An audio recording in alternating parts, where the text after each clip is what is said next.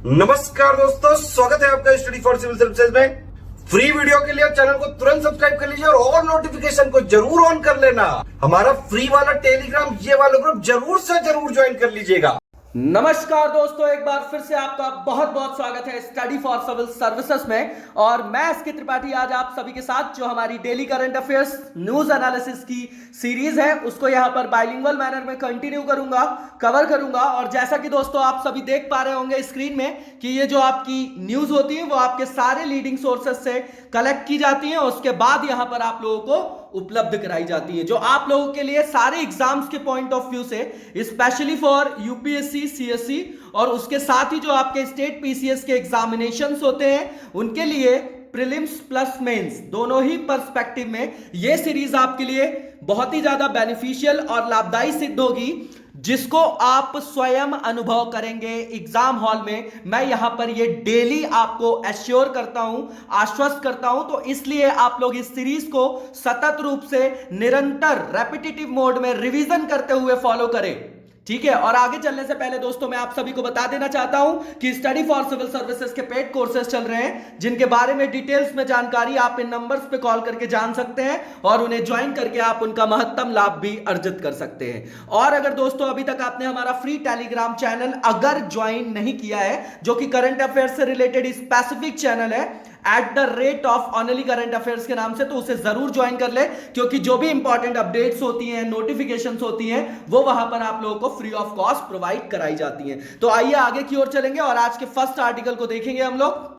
आज का जो हमारा फर्स्ट आर्टिकल है वन नेशन वन इलेक्शन को लेके यहां पर रखा गया है, जो कि आपका जीएस पेपर 2 से लिंक्ड होगा, डायरेक्टली पॉलिटी का डोमेन है आपका। और ये काफी बार आपने सुना होगा, जो हम इलेक्टोरल रिफॉर्म्स के अंतर्गत चुनाव सुधार के संदर्भ में जो हम पढ़ते हैं, जैसे कि आप पढ़ते होंगे कि वन नेशन वन इलेक्शन जो यहां पर अभी पुट किया गया। ये दूसरी बात ये भी देखी जाती है कि जो आपकी राजनीतिक पार्टियां हैं क्या उनको स्टेट फंडिंग दी जाए, है ना। तो इस तरीके के ऐसे सुधार जो किसी भी लोकतांत्रिक देश में चुनाव को किस तरीके से निष्पक्षता से, पारदर्शिता के थ्रू वहां पर क्या सरकार को चुना जाए, ये क्या है आपका एक लोकतांत्रिक मूल्य है और सबसे बड़ा लोकतांत्रिक शासन का आधार भी है। क्योंकि जब तक चुनाव निष्पक्ष नहीं होंगे तब तक सरकार किस तरीके से, आप ये सोच सकते हैं कि वो निष्पक्ष वहां पर सरकार का गठन किया जा सकेगा। तो क्या रेफरेंस क्या है हमारे लिए, electoral reforms.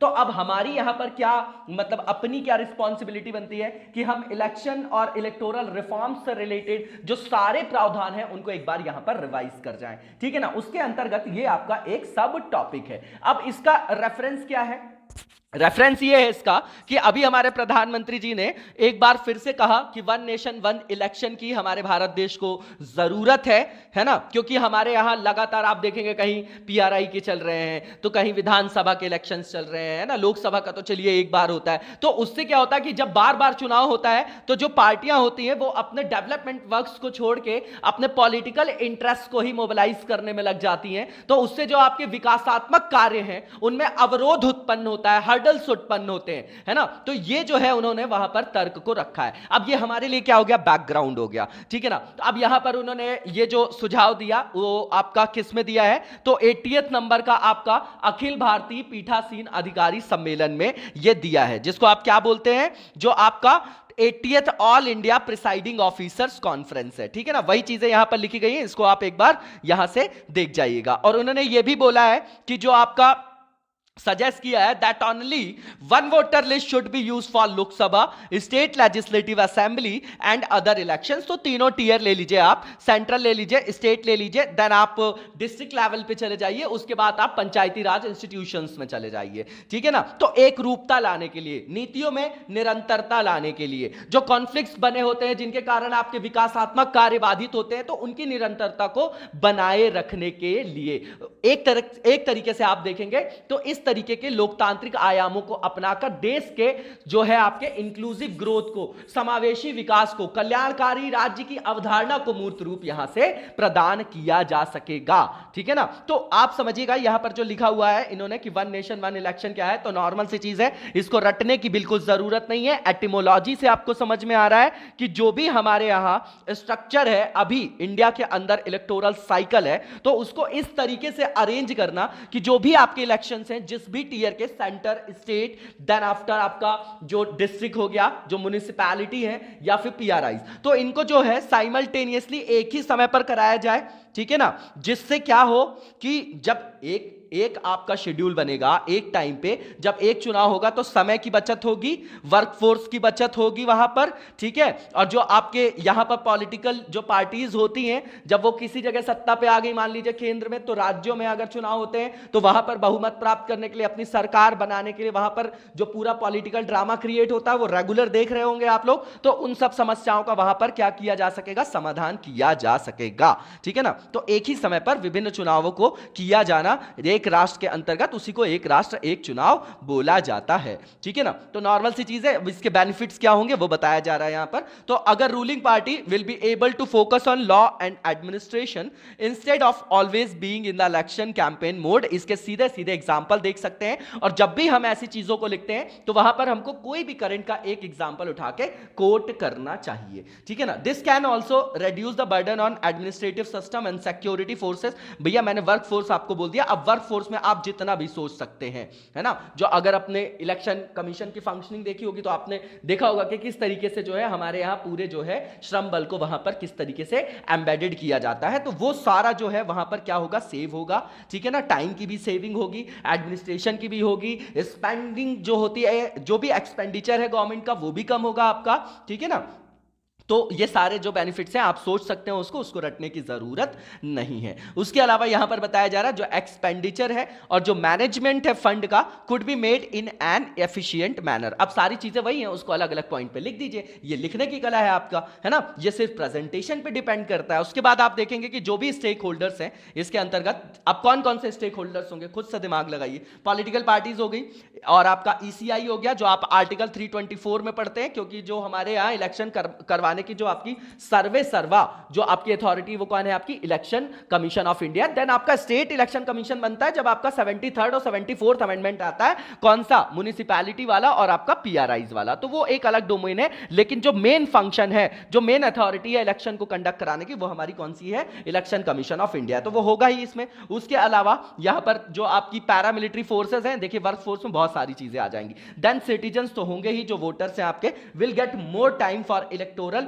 Preparation once in 5 years। बिल्कुल ठीक बात है ना। उसके बाद यहां पर populist measures by government will decrease. देखिए पॉपुलिस्ट मेजर्स क्या होते हैं, जैसे कि पॉपुलिस्ट मेजर ये होता है कि भैया आप हमको वोट दे दीजिए, आपके बच्चों को हम लैपटॉप दे देंगे। तो जस्ट चुनाव के पहले जो है ऐसी घोषणाएं की जाती हैं। जैसे रिजर्वेशन, किसी विशिष्ट जो आपकी कम्युनिटी है उसके रिजर्वेशन का इशू चुनाव के पहले ही इनका पुनर्जागरण क्यों होता है। ईडब्ल्यूएस भी ऐसे ही आया, क्यों आया, अभी कैसे आपको पता चला कि अभी बड़ी समस्या में अब दे देना चाहिए। हाँ, किसी स्टेट में आप 70%, किसी में 60, किसी 50, तो ये रिजर्वेशन की चीजों को हमको भी समझना पड़ेगा, है ना। मिक्सी दे रहे हैं, गाय दे रहे हैं, तो फलाना चीज दे रहे हैं, तो कहने का मतलब आप स्किल डेवलपमेंट नहीं कर रहे हो, उनको क्या कर रहे हो, उनको पंगु बना रहे हो इस तरीके की चीजें प्रोवाइड करके। तो वो सब आपकी पॉपुलिस्ट मेजर्स कहलाते हैं, जो सिर्फ उनके पॉलिटिकल इंटरेस्ट को मोबिलाइज करने के लिए वहां पर इंप्लीमेंट किए जाते हैं। तो अब चुनौतियां क्या है इसमें, चैलेंजेस क्या है, तो सीधी बात है कि सबसे पहले तो कंसेंसस को वहां पर बनाना, आम सहमति को बनाना किनके बीच में, जो आपकी डिफरेंट पॉलिटिकल पार्टीज हैं, ठीक है ना, और उनके ट्रस्ट को बना के रखना, है ना, उनके बीच में, और उनके बीच में सहमति बनाना ताकि वो इन चीजों को एक्सेप्ट कर पाए। सबसे पहली चीज। दूसरी चीज, Joint election is a major problem considering the practices and tradition of India's parliamentary जो आपकी सिस्टम है, इंडिया का जो आपका पार्लियामेंट्री सिस्टम है। आपको पता है संसदीय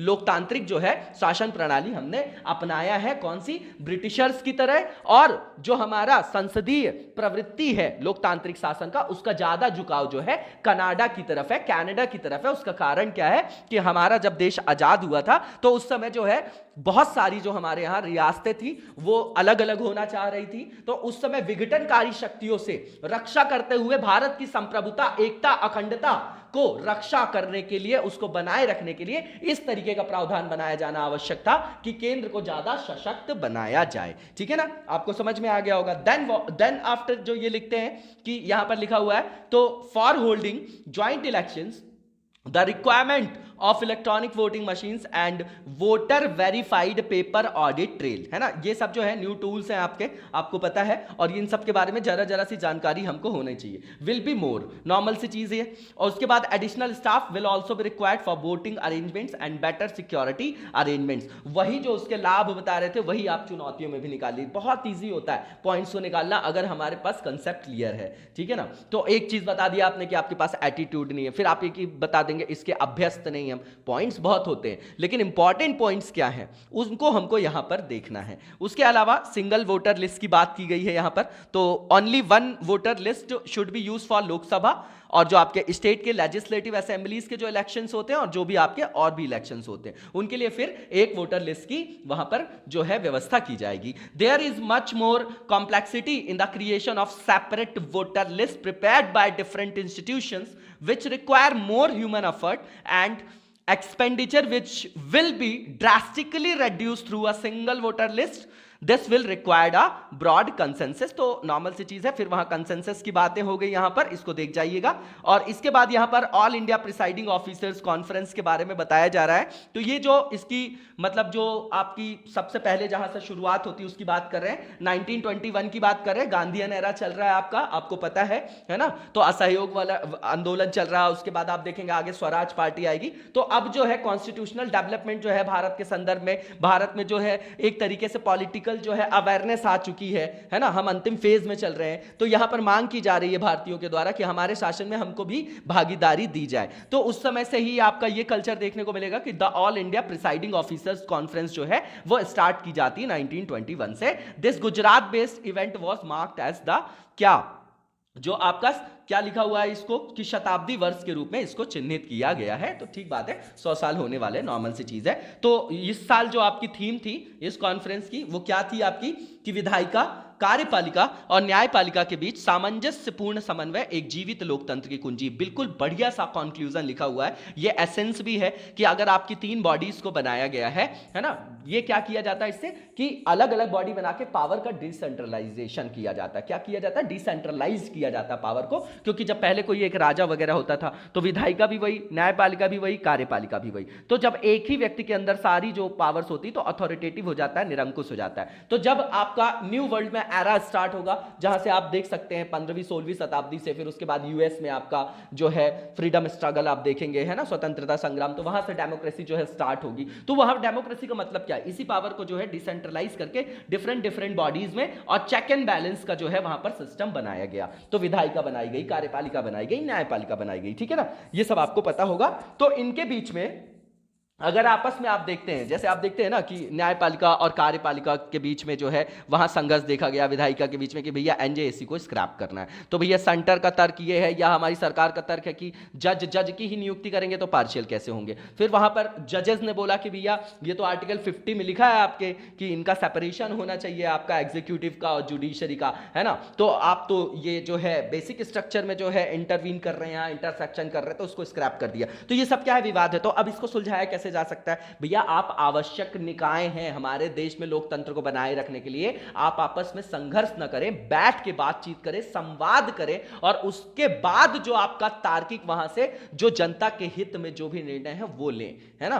ठीक है ना, तो नॉर्मल सी चीजें देख जाइएगा और आगे की ओर चलेंगे। और इसमें जो नेक्स्ट आर्टिकल है हमारा, यहां पर प्रेसिडेंट्स जो पावर दी गई है ना, जो किसके अंतर्गत, जो क्षमा करने संबंधी शक्तियां हैं आपकी, जो राष्ट्रपति के संदर्भ में हम पढ़ते हैं आर्टिकल 72 के अंतर्गत 11 माइनस कर देंगे तो राज्यपाल के लिए आ जाएंगी, है ना। और उसके अलावा इसको हम कंपेयर कर रहे हैं अमेरिकन प्रेसिडेंट के साथ। ठीक है, तो अब आज का आपका क्या होमवर्क है कि आप राष्ट्रपति और जो हमारे राज्यपाल है, गवर्नर और जो प्रेसिडेंट है, उनकी जो आपकी क्षमादान की शक्तियां हैं, जो उनकी विवेकीय शक्तियां हैं, जो उनकी लेजिस्लेटिव पावर्स हैं, जो उनकी एग्जीक्यूटिव पावर्स हैं, सारी पावर्स को लिखेंगे कंपैरेटिव फॉर्म में। बिल्कुल सिंपल है, इसको बिल्कुल कंप्लीट करना है आज के आज में ही, इंपॉर्टेंट है। इससे हमको जो है सारे एग्जीक्यूटिव की जो हमारे यहाँ जो राष्ट्रपति और राज्यपाल के अंतर्गत जो कार्यपालिका जो कार्य करती है, वो पूरी फंक्शनिंग हमको आज ही समझ लेना है। बहुत इंपॉर्टेंट डोमेन है ना। तो ये होमवर्क है और लिख के दिखाएंगे आप लोग, बिल्कुल सिंपल सा क्वेश्चन है ये, ठीक है ना। तो यहां पर जो है आपका हम जो प्रेसिडेंट्स की पावर है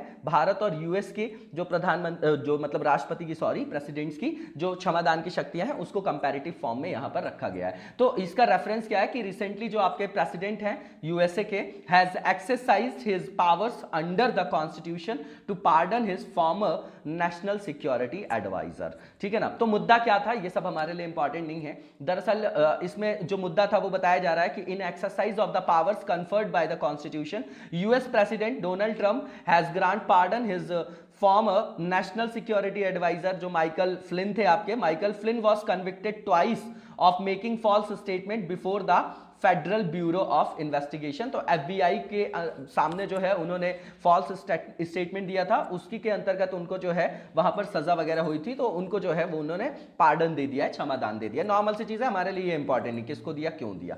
अब यहां पर प्रेसिडेंट की जो पावर है, पार्डन पावर यूएस के अंतर्गत, वो बताया जा रहा है। तो देखिए यूएस जो है pure presidential form of government है। क्या है? राष्ट्रपति शासन जो है वहां पर, वैसा आप बोल सकते हैं, ठीक है ना। और पूरा जो है वो आप उसको फेडरल भी बोल सकते हैं ना। वहां पर सेपरेशन ऑफ जो पावर है वो बिल्कुल कॉन्क्रीट है, हमारे यहां नहीं है। हमारे यहां एग्जीक्यूटिव जो है और जो लेजिस्लेटिव है उनमें आप ओवरलैपिंग देखते हैं, ऐसा है ना, अगर डायग्राम बना के देखें हम लोग, है ना। तो ये डिफरेंस है। अब देखिए यहां पर जो प्रेसिडेंट है यूएसए के, उनको कॉन्स्टिट्यूशनल राइट दिया गया है, ये क्षमादान की जो शक्ति है, और जो ऑफेंसेस आपके रिलेटेड होंगे किससे, फेडरल ऑफेंसेस से संदर्भित कोई विषय होगा, और to change the nature of punishment. Normal सी चीज है। इसके बाद सुप्रीम कोर्ट ऑफ अमेरिका ने रिकॉग्नाइज किया है कि ये जो पावर्स हैं आपकी are unlimited and can not be banned by Congress legislature. तो आपको समझ में आ गया कि वो शक्तियां आपकी क्या है, असीमित। मतलब वहां प्रेसिडेंशियल फॉर्म ऑफ गवर्नमेंट है, तो प्रेसिडेंट को बहुत ही ज्यादा वहां पर पावरफुल बनाया गया है। आपको पता है कि प्रेसिडेंट जो होता है वहां पर जो अपनी पूरी टीम रेडी करते हैं, जैसे जिसको आप कैबिनेट बोलते हैं, जिसके माध्यम से वहां शासन, तो वो किसी को भी वहां पर अपॉइंट कर सकते हैं,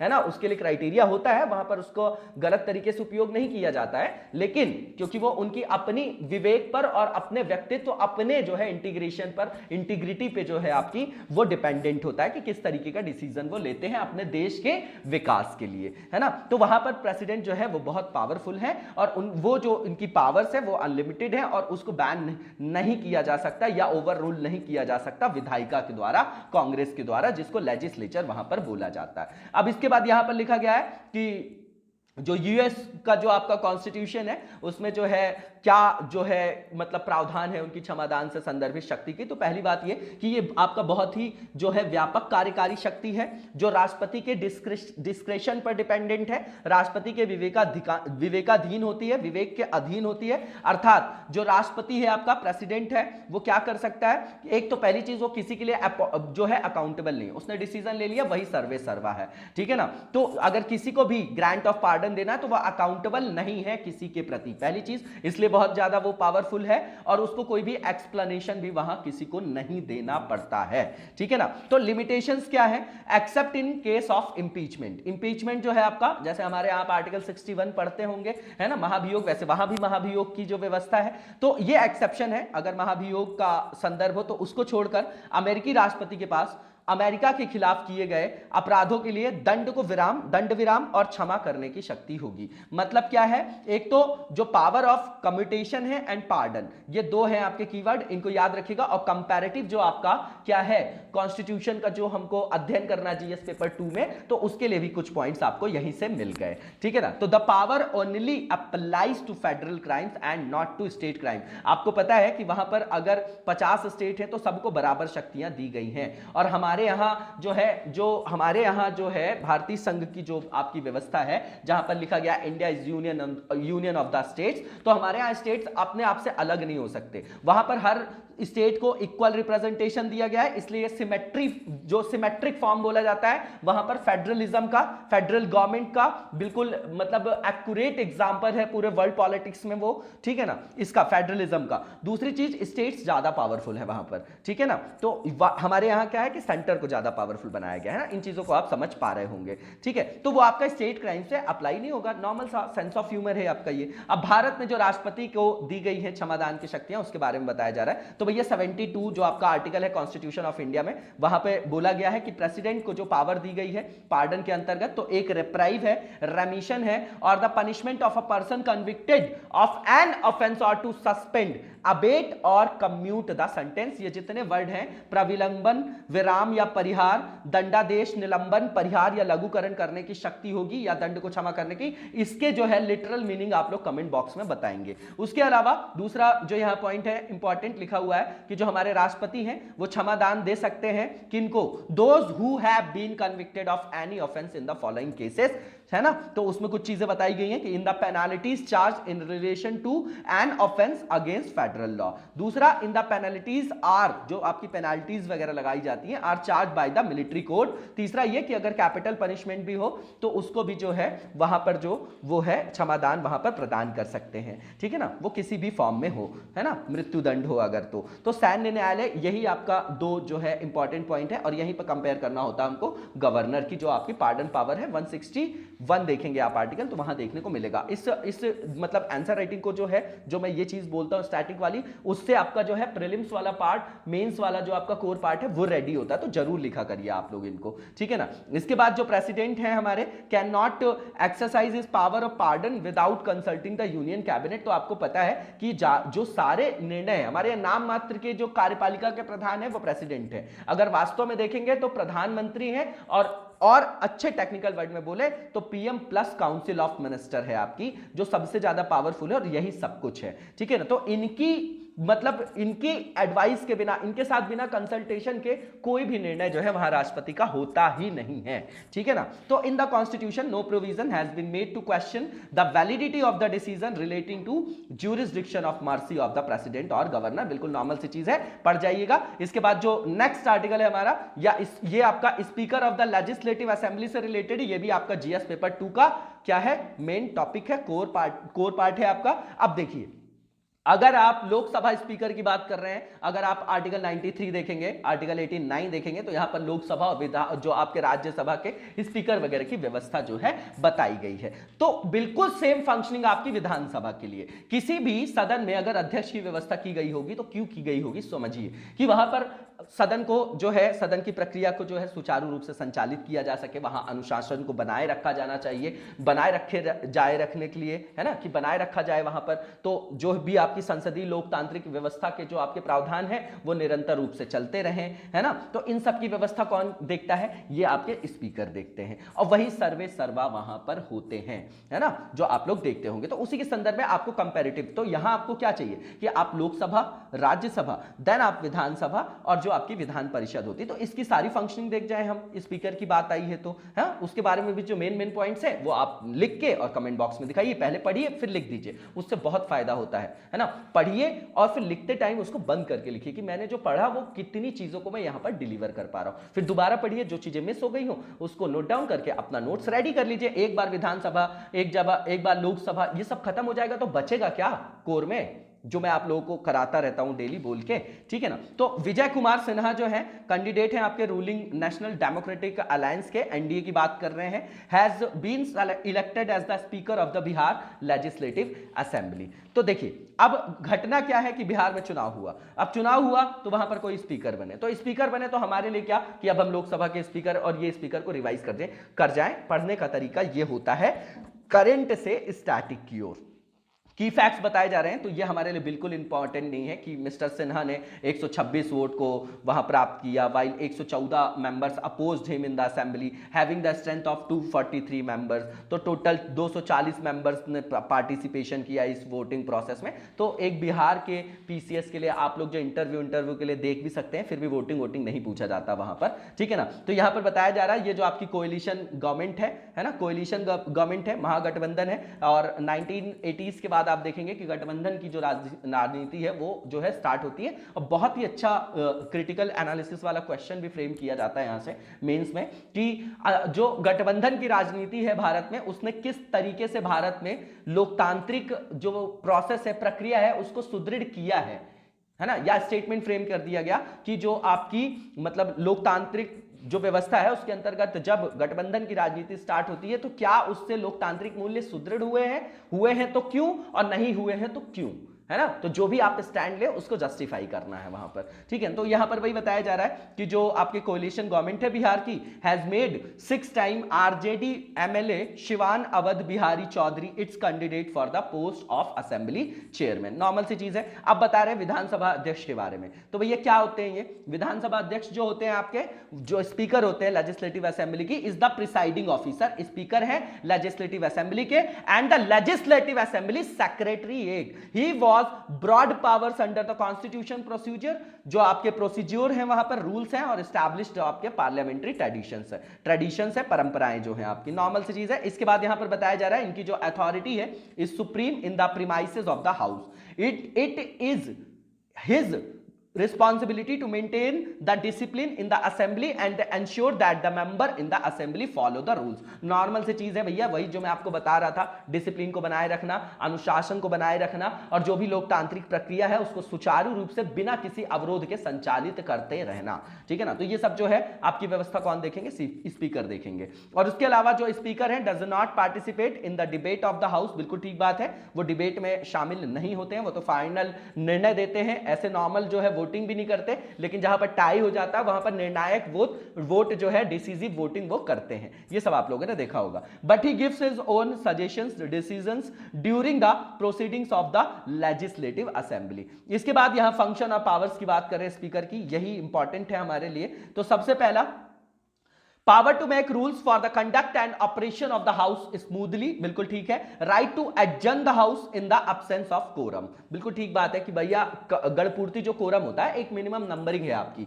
ठीक है ना, कि अगर उतने आपके मेंबर्स नहीं आएंगे तो फिर बैठक जो है नहीं की जाएगी। तो ये डिसीजन कौन लेगा? जो आपके प्रिसाइडिंग ऑफिसर होंगे, जो आपके स्पीकर होंगे, वही लेंगे, ठीक है ना। उसके बाद ही doesn't vote in the normal state but can give a casting vote in case of no majority. जो आपका सिचुएशन होता है कुल मिला के ये कि अगर टाई हो गया तो निर्णायक मत वो देते हैं, जो मैंने आपको पहले ही बता दिया। फिर उसके बाद जो नेक्स्ट पॉइंट है हमारा, to expel the members on disorderly conduct और violation of privileges of the house, बिल्कुल ठीक बात है। जो संसदीय विशेषाधिकारों की बात करते हैं हम, जो आर्टिकल 105 देखते हैं आप लोग, है ना, इसमें 11 माइनस करेंगे, वहां जाएंगे आप तो क्या होगा आपका 194 आ जाएगा आपका। देखिए जो विशेषाधिकार की बात कर रहे हैं 105 में आप देखेंगे यहां संसद के लिए, तो जो संसदीय विशेषाधिकार है उसमें क्या है, कोर्ट का जो है वो हस्तक्षेप नहीं होगा संसदीय कार्यवाहियों के अंतर्गत। ये आप पढ़ते होंगे आर्टिकल 122 में 122 में। तो ये सब इंपॉर्टेंट आर्टिकल से इस तरीके से कोट करते हैं हम, है ना, अपने आंसर में। तो वहां पर जो है ये लिखा गया है ना, सारे जो मतलब संसद के विशेषाधिकारों की रक्षा और जो सांसदों की भी, और यहां तक कि संसदीय कमेटी जो बनती है आपकी, संसदीय जो आपकी समितियां होती उनके भी विशेषाधिकार, वो सब जो है रेगुलर मुद्दा देखते होंगे, वहां भी कॉन्फ्लिक्ट आता है आपका आर्टिकल 19(1) जो freedom of speech and expression है, इसमें भी विवाद बना हुआ है। इसमें अलग अलग डिफरेंट जजमेंट्स भी है ना। तो कभी अगर वहां पर स्पेसिफिक क्वेश्चन आएगा तो हम उसको डिस्कस करेंगे, काफी बार मैंने बताया भी है आप लोगों को। फिर उसके बाद यहां पर यह भी लिखा गया है कि द राइट टू एक्सेप्ट और रिजेक्ट एनी क्वेश्चन, प्रपोजल और रेजोल्यूशन, बिल्कुल ठीक बात है। और to suspend any rule of the house when required, ये भी ठीक है। decision of any dispute arising on disqualification of a member on the basis of the provision of 10th schedule, जो आपका 10th शेड्यूल है आपका, कौन सा अमेंडमेंट है आपका, 51st है या 52nd है, मुझे कमेंट बॉक्स में बताइएगा। राजीव गांधी जी की जो सरकार थी उस टाइम पे ये लाया गया था, और ये जो इसीलिए लाया गया था, फिर से वही बात है कि चुनाव के अंतर्गत उस समय आया राम गया राम वाला जो फंडा चल रहा था चुनाव में, तो लोग जो है एक दूसरे, पता चला कि एक पार्टी में है तो टूट के के दूसरी पार्टी में चले गए। तो इस तरीके से जो है वहां पर जो हमारे लोकतांत्रिक मूल्य थे वो ऋणात्मक रूप से प्रभावित हो रहे थे, है ना, कि अपने पॉलिटिकल इंटरेस्ट को भुनाने के लिए वो इधर से उधर जा रहे थे। तो उस तरीके की चीजों को रोकने के लिए, दल बदल को रोकने के लिए जो ये 10th शेड्यूल लाया जाता है, इसमें आगे चल के आप देखेंगे तो फिर एक बार अमेंडमेंट भी होता है, और वो भी बताइएगा क्या अमेंडमेंट हुआ था। 2003 के अराउंड होता है, तो क्या अमेंडमेंट उसमें हुआ था, ठीक है ना, वो भी बताइएगा। तो उसमें जब किसी भी सदस्य के जो आपके डिस्क्वालिफिकेशन की बात की जाती है तो वहां पर कौन निर्णय लेते हैं, तो आपके लोकसभा स्पीकर होंगे, क्योंकि वो सदन के अंदर की बात हो गई, है ना। तो वही लिखा गया है यहां पर, ये भी आपका कॉन्सेप्ट से सीधा सीधा डिराइव हो रहा है यहां पर। इसके बाद आप देखेंगे कि appointment of chairman of all committees and inspection of their function, बिल्कुल ठीक है। He himself is the chairman of the business advisory committee. ये याद रखना है हमको कि जो स्पीकर हैं वो किस किस कमेटी के जो है चेयरमैन होते हैं। तो जिस भी कमेटी में वो होंगे ऑलरेडी वो उसके जो है चेयरमैन बन जाएंगे। पर स्पेसिफिकली जो आपके बिजनेस एडवाइजरी कमेटी, अब देखिए क्यों, क्योंकि कार्य मंत्रणा समिति, दूसरा रूल कमेटी, और तीसरा जो आपका जनरल पर्पस कमेटी है। तो इसके तीनों के वो जो है स्वतः ही जो है वो क्या होते हैं, उसके अध्यक्ष होते हैं। इसके बाद ही decide whether a bill is a money bill और नॉट, बिल्कुल ठीक बात है। ये देखिए आर्टिकल 110 में आपकी मनी बिल की डेफिनेशन है। उसके अलावा जब आप आर्टिकल 117 और 118 सब क्लॉज 3 पढ़ेंगे तो वहां पर जो लिखा हुआ है, क्या लिखा गया है कि कोई भी जो आपका ज्वाइंट सेशन होगा उसकी अध्यक्षता वो करेंगे। उसके अलावा मनी बिल है कोई या नहीं है तो उसकी संस्तुति फाइनली कौन करता है, वो करता है आपका स्पीकर। इसीलिए स्पीकर के पद में भी न्यूट्रलिटी को लेकर क्वेश्चन उठा था, जो आपका आधार बिल को मनी बिल के रूप में प्रस्तुत किया गया था। इसीलिए प्रीलिम्स में उसने डायरेक्टली 110 नंबर का जो आपका आर्टिकल है 110, उसमें 5 प्रोविजन है, वहीं से उठा के प्रीलिम्स में क्वेश्चन फ्रेम किया गया, क्योंकि मोस्ट इंपॉर्टेंट चीज थी, पढ़ के जाना ही चाहिए था। यह हमारी अपनी ड्यूटी बनती है कि जो चीजें आपकी न्यूज में है हम उसको कितने अच्छे तरीके से कवर कर पा रहे हैं, ठीक है ना। इसके अलावा यहां पर लिखा गया है कि the function and conduct of the speaker can not be discussed in the legislative assembly. Normal से फैक्ट्स हैं, इसमें कोई एनालिसिस की जरूरत नहीं है। जो डिस्कशन हमने कर लिया है वो मोर देन मतलब सफिशिएंट है अभी के लिए। और इसके बाद जो है नेक्स्ट हमारा जो आपका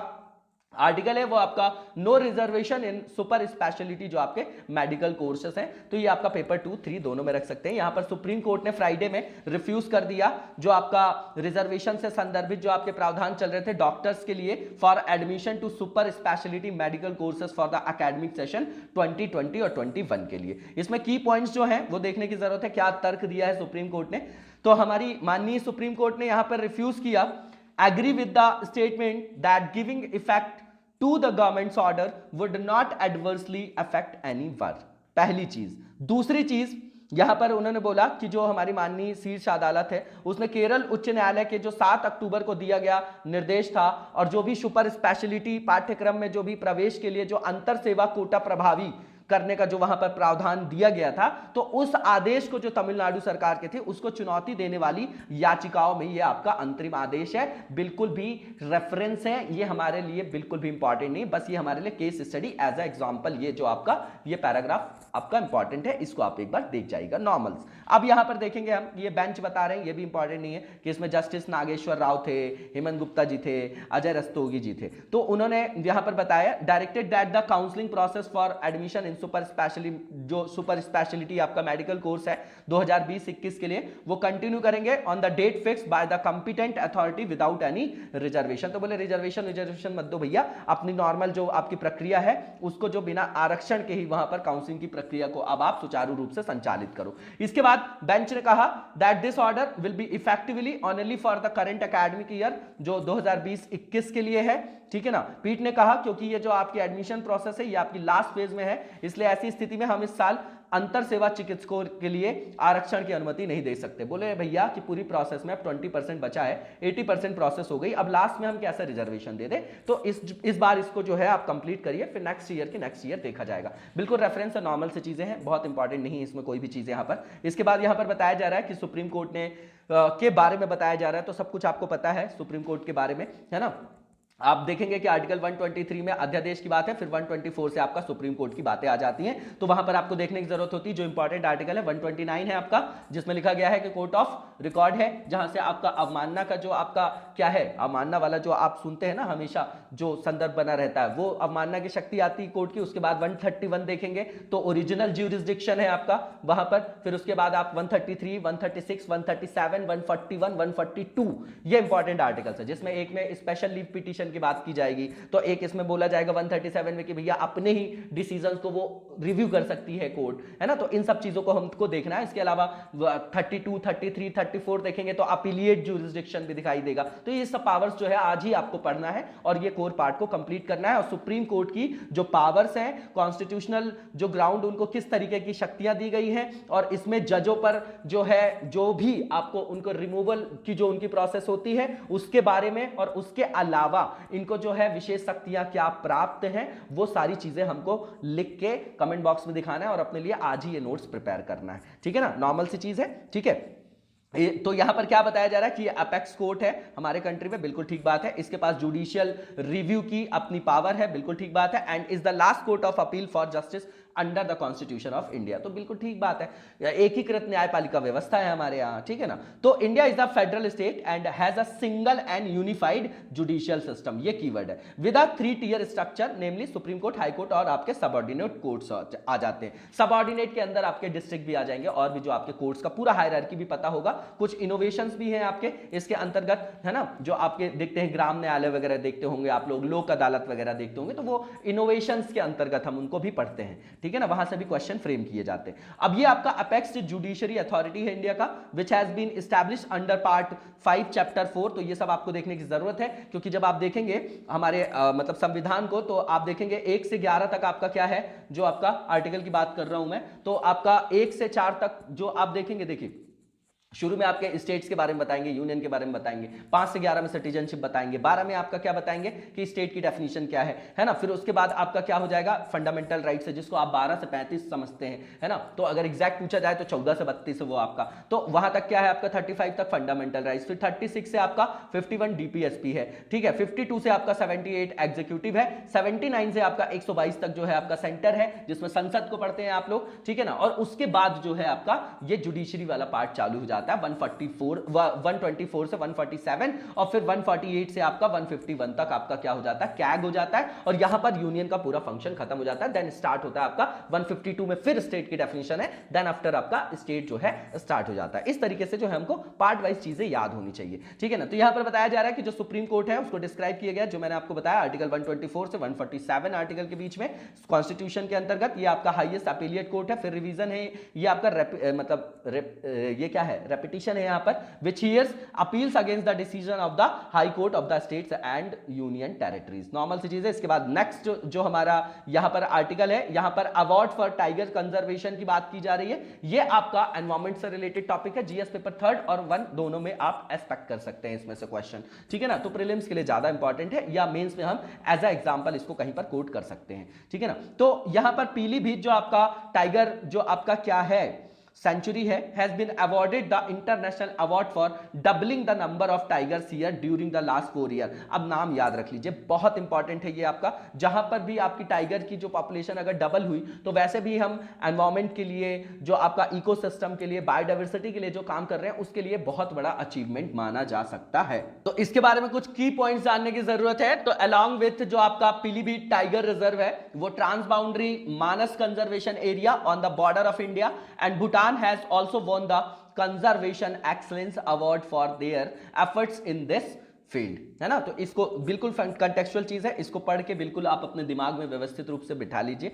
इसके बाद जो पीटीआर के जो डेप्यूटी डायरेक्टर है नवीन खंडेलवाल, उन्होंने कहा वेडनेसडे को, ये डेट वेट याद नहीं रखना है ना, डे, that the number of tigers in the tiger reserve has increase from 25 to 65 during the last 4 years. अब यहां पर जो अवार्ड मिला है आपका पीटीआर को, तो अवॉर्डेड द प्रेस्टिजियस जो आपका TX2 इंटरनेशनल अवार्ड है फॉर दिस अचीवमेंट। इस अवार्ड का नाम याद रखिएगा। ये अवार्ड जो है प्रेजेंट किया गया है, मतलब presented to the chief conservator of state through digital medium. तो भैया कोविड चल रहा है, जितनी भी सारी चीजें हो रही हैं डिजिटल जो आपके मीडियम है उसी के द्वारा संचालित की जा रही है। अब यहां पर अवार्ड के बारे में बताया जा रहा है, तो 2010 में शुरू हुए थे आपके ये दोनों पुरस्कार, जो आपके टाइगर रेंज कंट्रीज को, किसी भी ऐसी साइट को दिया जाता है जो आपके टाइगर रेंज कंट्रीज के अंतर्गत आते हैं, जिसने 2010 के बाद जो आपका टाइगर कंजर्वेशन के जो आपके एस्पेक्ट हैं उसमें उन्होंने बहुत ज्यादा प्रोग्रेस की हो, उल्लेखनीय प्रगति अगर हासिल की हो, तो वैसे लोगों को यह पुरस्कार दिया जाता है। ठीक है ना। अब ये साइट कैसी होती है, तो ये साइट ऐसी साइट को रेफर किया जाता है इनके अंतर्गत, to an area with a tiger population that is legally designated by the government of that country.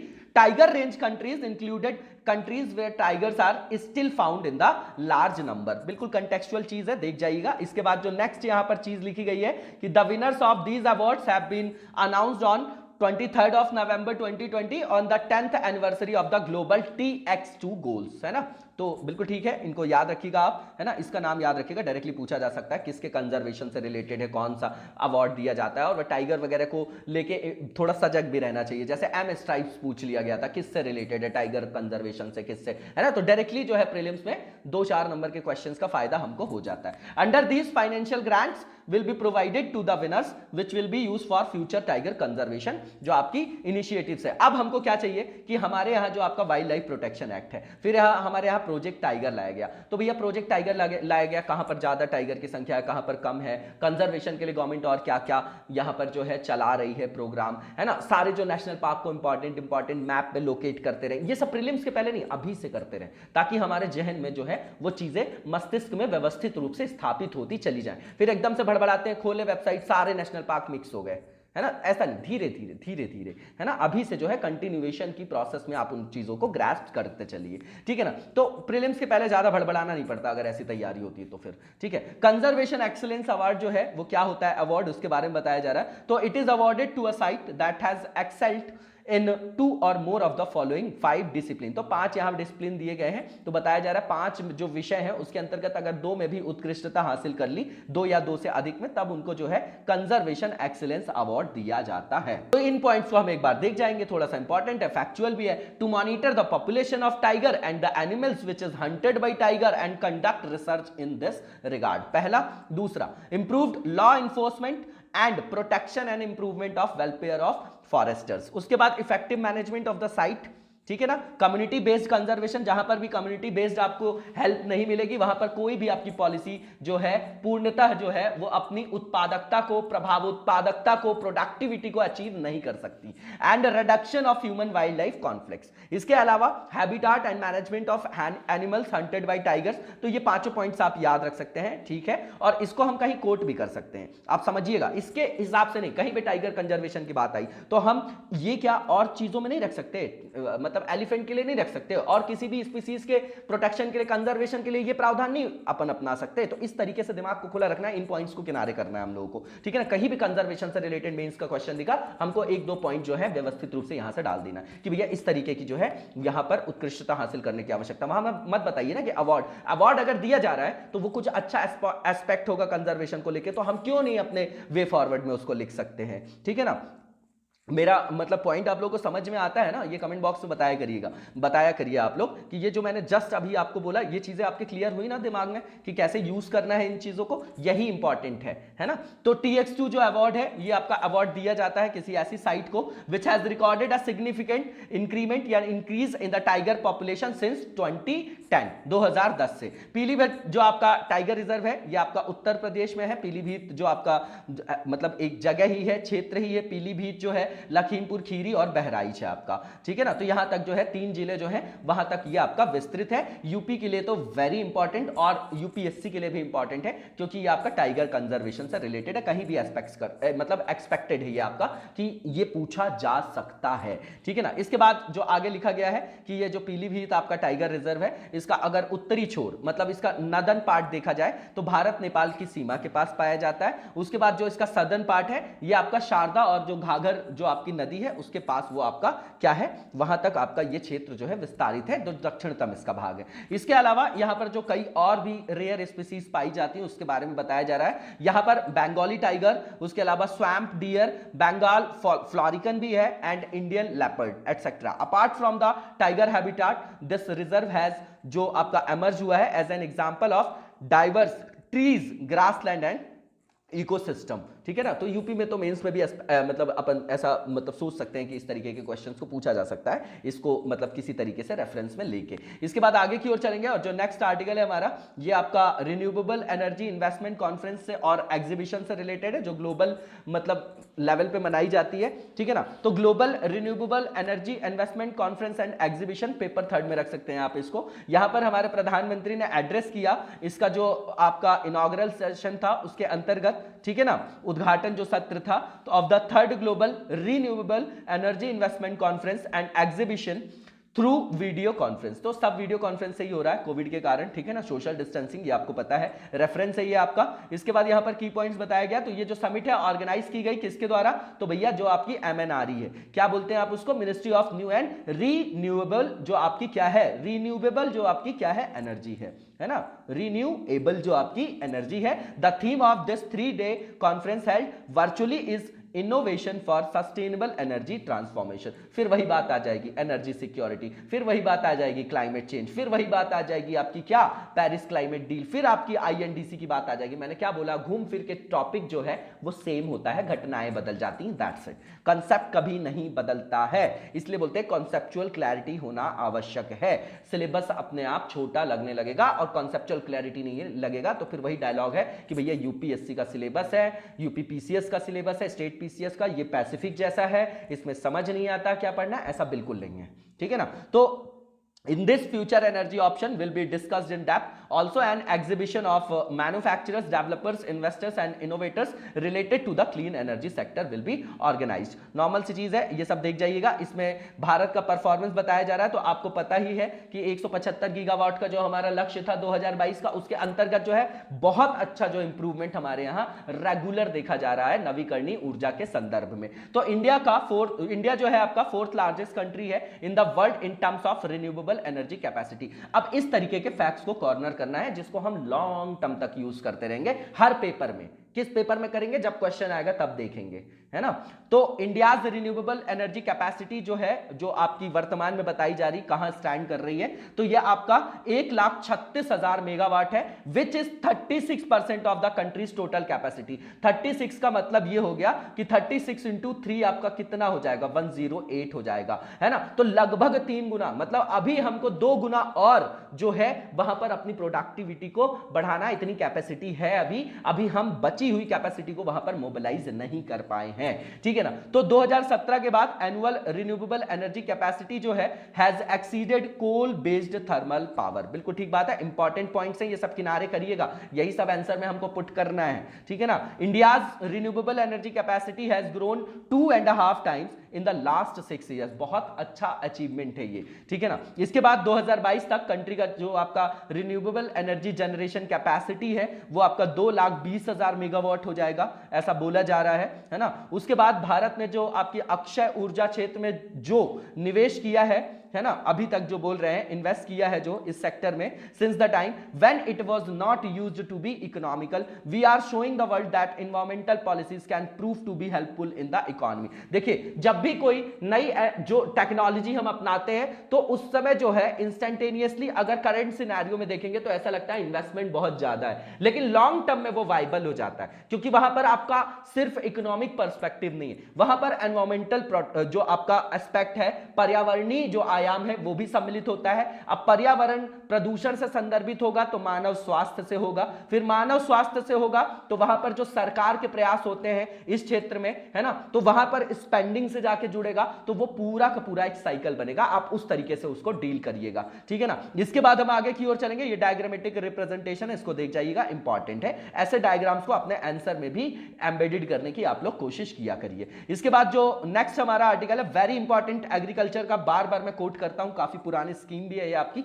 ये फिर से वही बात आ गई, एग्रीकल्चर के अंतर्गत हमारी पूरी चेन, फार्म टू मार्केट, बीच में आपके R&D और जो साइंटिस्ट रिसर्चर्स की जो आपकी लैब है, मतलब farm to lab, farm to market, है ना। तो इसके अंतर्गत जो पूरी चेन है, यहां पर जो है वो पूरा समग्रता में विकास करने की आवश्यकता है, जहां पर सरकार जो है लगातार प्रयास कर रही है। तो ये एग्रीकल्चर से रिलेटेड है, जीएस पेपर 3 का पार्ट है। मेगा फूड पार्क जो है आपका, इसको स्कीम को मैं बोलता हूं हमेशा hub and spoke model, hub and spoke model, ठीक है ना। तो इसमें प्राइमरी लेवल पे, फिर ब्लॉक लेवल पे, फिर आपका डिस्ट्रिक्ट लेवल पे, तो इस तरीके से जो है वहां पर मतलब क्या किया जाता है, किसानों को हेल्प करने के लिए, उनके जो आपके जो भी क्रॉप्स हैं जो वो ग्रो कर रहे हैं उनको प्रोसेस करने के लिए, ताकि जो है डाइवर्सिटी आए, उनकी इनकम में क्या आए, उनकी इनकम में ग्रोथ हो, उनकी जो आय है उसमें विविधीकरण के साथ साथ उनकी आय बढ़े, क्योंकि कृषि को लाभ वाला व्यवसाय बनाना है। अपना एटीट्यूड देखिए, हम में आप में कितने लोग सोचते हैं कि जाके खेती करेंगे,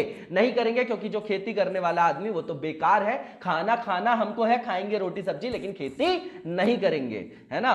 तो आप उन चीजों को समझ रहे हैं, ये मेंटेलिटी आई कहां से, क्योंकि वाइबल नहीं है भैया, किसानी में फायदा नहीं है, यही सोचते हैं ना हम लोग। क्यों? क्योंकि हम ट्रेडिशनल तरीके से करते हैं, हमको ड्रिप इरिगेशन से मतलब नहीं, हम एनपीके उठाए डाल दिए, हमको सॉइल हेल्थ कार्ड स्कीम से मतलब नहीं, फिर हमारे यहाँ प्रोडक्टिविटी भी अच्छी है अगर, तो हमारे यहाँ कोल्ड स्टोरेज नहीं है, प्रोसेसिंग की जो वहां पर यूनिट नहीं है, तो भैया वही टमाटर वाला फिर किस्सा आ जाएगा कि 50 पैसे में पर केजी में किसान बेच के जाता है, 40 रुपए में ये सब जो बिचौलिए हैं मिलके उसको बेचते हैं, उसका रेट उतना बढ़ता है, किसान को मिलता नहीं। और अगर उसी चीज को वहां पर प्रोसेस कर दिया जाए, उसको सॉस बना दिया जाए टमाटर को, तो उसको 2 साल तक बेच सकते हैं, और उसमें क्या होता है, उसमें जो है आपका वैल्यू एडिशन हो जाता है, उसका रेट भी बढ़ जाता है। चीजें समझ में आ रही हैं? एग्रीकल्चर को बहुत कॉम्प्रिहेंसिव मैनर में पढ़ना है हम लोगों को, ठीक है ना। तो यहां पर बताया जा रहा है कि mega food park eight Phagwara जो है आपका Kapurthala district Punjab was inaugurated by the food processing minister. This mega food park has been constructed at a cost of 107.83 crore and is spread over an area of 55 acre. तो भैया ये सब नहीं रटना, कितना पैसा क्या कैसा, वो हमको वही कोर टॉपिक जो है रेडी करना। ये हमारे लिए एक एग्जांपल है कि नई जगह ऐसा इनॉग्रेशन हुआ है, और स्टेट पीसीएस के लिए जो भी आपके उस स्टेट के स्पेसिफिक जो एस्पिरेंट्स होंगे उनके लिए इंपॉर्टेंट फैक्ट है, देख जाइएगा। तो यहां पर बेनिफिट क्या होगा, तो मॉडर्न टेक्नोलॉजी जो आपकी फूड प्रोसेसिंग की है वो बेनिफिट करेगी फार्मर्स को प्रोसेसिंग में, और फिर कस्टमर्स को भी करेंगी। तो इसमें किसान, प्रोसेसर, ग्राहक तीनों को लाभ होगा, तीनों आपके स्टेक होल्डर्स को उन्होंने वहां पर क्या कर दिया, रख दिया। नॉर्मल सा पॉइंट है। इसके बाद This will give a boost to the food processing sector of Punjab. तो देगा ही ना, बिल्कुल नॉर्मल पॉइंट है। This will provide direct and indirect employment opportunity to the people. बताइए कौन सा स्पेशल पॉइंट है, आप सारी चीजें आप लोगों को पता है। इसके बाद apart from this the farmer of the catchment area will also be benefit, बिल्कुल होगा भैया। और इसके अलावा बोला जा रहा है कि इस फूड पार्क से 5000 जो नए एम्प्लॉयमेंट है वो वहां पर क्या होंगे, क्रिएट होंगे, नौकरियों का, रोजगार का वहां पर सृजन होगा। इसके अलावा लगभग 25,000 लोगों को डायरेक्ट या इनडायरेक्ट जो है वहां पर उनको भी बेनिफिट होगा। नॉर्मल से पॉइंट्स हैं, देख जाइएगा। मेगा फूड पार्क हमारे लिए इंपॉर्टेंट है। ये 2008 की स्कीम है जो लॉन्च की गई थी खाद्य प्रसंस्करण उद्योग मंत्रालय के द्वारा। संपूर्ण देश में मेगा फूड पार्क योजना के नाम से इसको स्टार्ट किया गया। अब यही बता रहा था मैं आपको कि हब एंड स्पोक मॉडल, तो इसमें जो है डायग्राम ऐसे बनता है इसमें, ठीक है ना, इस तरीके से, है ना, हब और स्पोक मॉडल, तो इस तरीके से, ठीक है ना, जिसको बोला जाता है। तो इसमें एक तो आपका क्या होगा, कलेक्शन सेंटर होगा, देन आपका primary processing centre, then central processing centre. तो ये जो आपका जो कलेक्शन सेंटर बोल रहे हैं, जैसे मान लीजिए आम वाम ले लिए, तो उसको शेल्फ हेल्प से अलग करना, है ना, उसके ऊपर की परत को हटाना। तो नॉर्मल जो प्रोसेसिंग है वहां पर कलेक्शन सेंटर में करके कलेक्ट करके फिर उसको प्राइमरी सेंटर में भेजा जाता है, तो वहां पर नॉर्मल हो जाती है। उसके बाद सेंट्रली जो आपका सेंट्रल जो प्रोसेसिंग यूनिट होता है वहां पे जो उसको भेज के फाइनली जो है पूरी तरीके से उसको वैल्यू एडिशन करके उसका प्रोसेस करके फिर मार्केट में लाया जाता है। तो इस तरीके का पूरा हायरार्की में ये मॉडल बनाया गया, इसको हब एंड स्पोक मॉडल बोला जाता है। अब इसके बाद ये जो मेगा फूड पार्क स्कीम है, आपका प्रोजेक्ट है, इंप्लीमेंट किया जाता है बाय, मतलब implemented by special purpose vehicle, special purpose vehicle, a registered corporate body under the companies act, जो 2013 वाला देखते हैं आप, अमेंडमेंट हो गया उसमें। Funds are release to the SPV are subjected to meeting the conditions of the scheme guidelines। ये normal सा पॉइंट है, देख जाइएगा। इसके बाद जो नेक्स्ट पॉइंट लिखा गया है कि इसमें मैक्सिमम ग्रांट की जो व्यवस्था है 50 करोड़ की है, जो प्रोवाइड करती है गवर्नमेंट सेटअप करने के लिए फूड पार्क को। और अगर हिली और इनएक्सेसिबल जो आपके एरिया है, जो दुर्गम क्षेत्र है आपके, जहां पर पहुंच जो है वो आपकी आसान नहीं है, जैसे हिमालयी जो आपके स्टेट्स वगैरह आ जाते हैं, है ना, तो ऐसे क्षेत्रों में जो आपके मतलब स्टेट्स हैं या नॉर्थ ईस्टर्न जो आपका स्टेट है ना, वहां पर जो है आपके एक्सक्लूडिंग लैंड कॉस्ट, वहां पर 75% of the total cost is born by the central government. तो ये देख जाइएगा, नॉर्मल सी चीज है, ये आपको पता भी होगा। और मेगा फूड पार्क जो ऑब्जेक्टिव है इस मेगा फूड पार्क स्कीम का, वो क्या है? तो सबसे पहले तो किसानों की आय को बढ़ाना सबसे इंपॉर्टेंट है। फिर वेस्टेज को कम करना। हमारे यहाँ जो पेरिशेबल फूड्स जैसे सब्जी है, दूध है ना, तो कोल्ड स्टोरेज नहीं है, अगर इस तरीके की यूनिट्स नहीं है हमारे यहाँ, तो वो जल्दी खराब होने वाली चीजें होती हैं। तो किसान भी जल्दी बेचने के चक्कर में रहता है बेचारा, क्या करे, खराब हो जाएगा तो कुछ पैसा नहीं मिलेगा, तो उससे वेस्टेज भी बहुत हो जाता है हमारे यहाँ, ठीक है ना। तो the aim of the food park is to bring farmers, processors, processing industry and retailers together so that agricultural जो आपके products हैं can be produced, purchased and processed through a definite mechanism, ठीक है ना। तो नॉर्मल सी चीज है, एक मतलब पूरा तंत्र बना देना और उसके माध्यम से इनको संचालित करना। इसके बाद इस मेगा फूड पार्क जो स्कीम है उसके अंतर्गत जो एम्फेसिस किया गया है इसमें, है ना, एम्फेसाइज किया गया है, is mainly on increasing the price of agricultural products, curbing food wastage, increasing the income of farmers and providing employment opportunities in rural area। बताइए इसमें कौन सा टॉपिक है जो हमने पहले ही डिस्कस नहीं कर लिया? मैंने बोला चीजें कोर वही होती हैं आपके लिए, सब टॉपिक जो रेगुलर 3 महीने से फॉलो कर रहे हैं, है ना, काफी जो एस्पिरेंट्स हैं उनको मैं रेगुलर देखता हूं भी आंसर राइटिंग करते हो, कुछ लोगों से लिटरली बहुत ज्यादा खुशी भी होती है, शुभम जी, और मैं रेगुलर नाम भी लेता हूं, उनका नाम मेरे मुंह पे ही है, शुभम जी का, संगीता जी का, अभी वो बीपीएससी के लिए शायद उन्होंने मतलब कमेंट किया था कि वो वहां एग्जाम में बिजी तो नहीं लिख पा रही है, शिल्पा जी जो है, और काफी लोग लिखते रहते हैं, तो बड़ी खुशी होती है देख के कि मतलब आप लोग कंटिन्यूअस लिख रहे हैं, और जिस हिसाब से आप लिख रहे हैं ना, बस लिखते चलिए, दिखेगा रिजल्ट। मैं बोल रहा हूं दिखेगा रिजल्ट, ठीक है ना, तो रैंक के साथ दिखेगा, आप लोग बस कंटिन्यूअस लिखते चलिए, ठीक है ना। और यहां पर जो है मेगा फूड पार्क स्कीम जो है इसका एक इलस्ट्रेशन दिया है, तो नॉर्मल सा डायग्राम है, सिर्फ ये देखने में ऐसा लगता है, डायग्राम ऐसा ही है। फार्मर ग्रुप्स भी वहां पर आ जाएंगे, सेल्फ हेल्प ग्रुप्स आ जाएंगे, इंडिविजुअल फार्मर्स हैं, ये आपका प्राइमरी प्रोसेसिंग सेंटर है ना, ठीक है। फिर ये आपका मेगा फूड पार्क स्कीम है, कलेक्शन सेंटर होगा यहाँ पर, ठीक है ना, तो प्राइमरी जो प्रोसेसिंग सेंटर होता है वो भी आ जाएगा, फिर सेंट्रल सेंटर के दौरान पहुंचेगा वो। तो यहाँ पर जो चीजें लिखी गई हैं इस तरीके से डायग्राम आप भी बनाने की कोशिश करेंगे एग्जाम में। इसके बाद आगे की ओर चलेंगे हम, और जो नेक्स्ट फेज है हमारा वो एमसीक्यू से रिलेटेड है। पहला जो हमारा एमसीक्यू है आज का, उसमें स्टेटमेंट दिए गए हैं आपके information management and analysis centre के संदर्भ में, और बताना कौन सा करेक्ट है। तो पहला स्टेटमेंट है कि it is the nodal agency for maritime data fusion, it was established after the 26/11 जो 26/11 हमला हुआ था, मुंबई हमला जो हुआ था उसके संदर्भ में जो है बताया गया, उसी के बाद इसको जो है स्थापित किया गया था। बिल्कुल सही बात है। वही जो है हमारी जो है ड्रॉबैक था, लूप होल समझ लीजिए कि वो समुद्री रास्ते से आते हैं और आसानी से मुंबई में ताज होटल में जो है इंटर वगैरह कर जाते हैं, तो ये आप लोगों को पता भी होगा, याद भी होगा। तो ये जो पहला स्टेटमेंट है बिल्कुल ठीक है। दूसरा ये कि जो आपका centre for information management and analysis है will soon became the national maritime domain awareness centre, बिल्कुल ठीक है। जो आपका दूसरा स्टेटमेंट है ये भी ट्रू है आपका। तीसरा ये है कि स्टार्ट किया अपनी फंक्शनिंग को from the year 2015 and it is based in Mumbai, तो भैया 2014 से स्टार्ट किया गया है, इसलिए ये आपका स्टेटमेंट गलत है, और ये बेस्ड जो है आपका गुरुग्राम में। तो तीसरा स्टेटमेंट आपका गलत हो गया, फर्स्ट एंड सेकंड आपका सही है। जो लास्ट स्टेटमेंट है कि ये आपका नोडल सेंटर है of the national command control communication and intelligence system, बिल्कुल ठीक बात है। 1, 2 एंड 4 इसका आंसर हो जाएगा। इंफॉर्मेटिव क्वेश्चन था, इंपॉर्टेंट फैक्ट्स हैं, इसको याद रखिएगा। इसका आंसर आपका सी 1, 2 एंड 4 ओनली हो जाएगा।